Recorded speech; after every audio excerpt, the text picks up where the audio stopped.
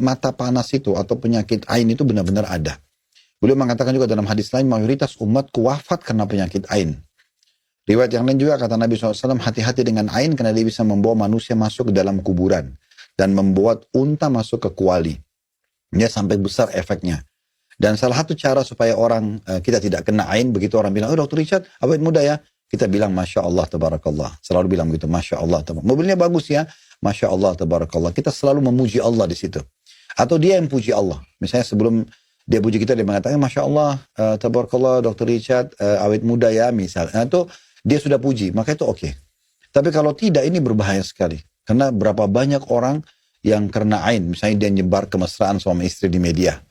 Ya, sementara penonton kan kita tidak bisa tahu ini. Mata orang kan liar ya.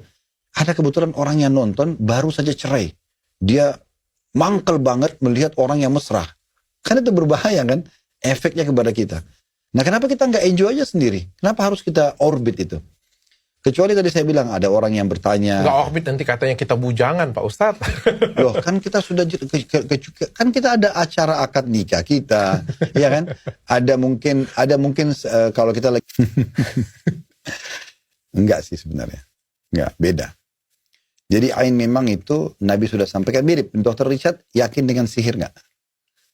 Sekarang orang ke dukun itu memantra-mantrain orang. Saya tidak percaya sihir Pak. Nah, kalau itu ada. Karena, itu ada Pak Ustadz? Ya, itu diceritakan dalam Al-Quran, surah Al-Baqarah ayat 102, tentang masalah di zaman Nabi Sulaiman alaihissalam terkenal. Nanti kalau kita bahas Nabi Sulaiman itu akan banyak menyinggung masalah sihir. Nanti kita bahas lebih dalam. Nah, itu nanti akan masalah sihir, bagaimana jenis sihir, ciri-ciri dukun, dan segala macam lah.